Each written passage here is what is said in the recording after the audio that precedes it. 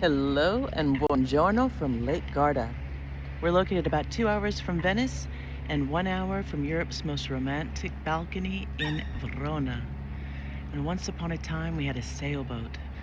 We named her Madi after my husband's aunt, Zia Madi, and we sailed away. And we lived in Rome and Paris, Amsterdam, Prague, and Lignano Sabbiadoro, in Malta, in Bucharest, in Prague.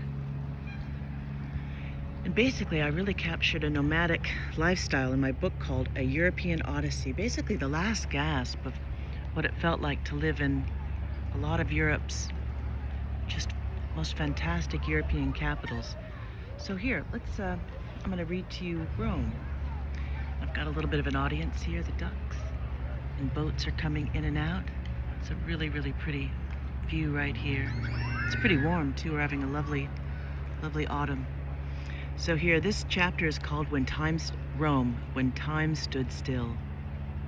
Lake Garda would remain our home away from home for years to come, but it was too small for our furniture, and we needed to find a place to call our own.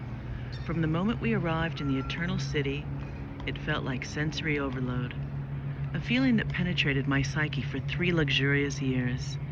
Rome remained our favorite city, even if she proved emotionally exhausting every now and then.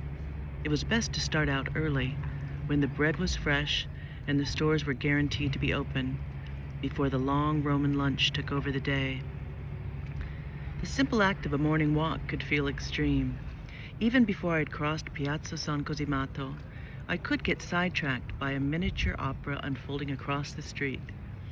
I could be distracted by a young woman walking close by, talking on her cell phone, suddenly bursting into tears, contemplating the futility of her life with hands slicing through the air, her Italian sign language in full swing.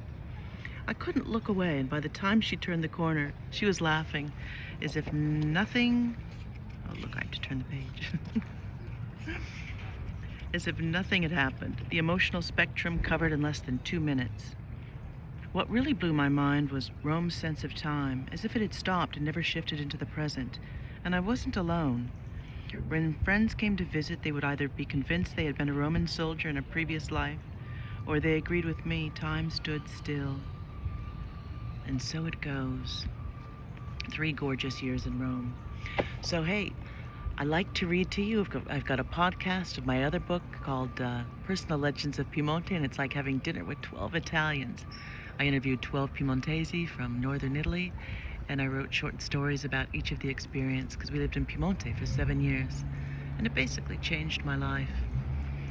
But here is where we ended up, in lovely, lovely Lake Garda. Such are the cycles of life. So hey, check me out on baileyalexander.com. Arrivederci.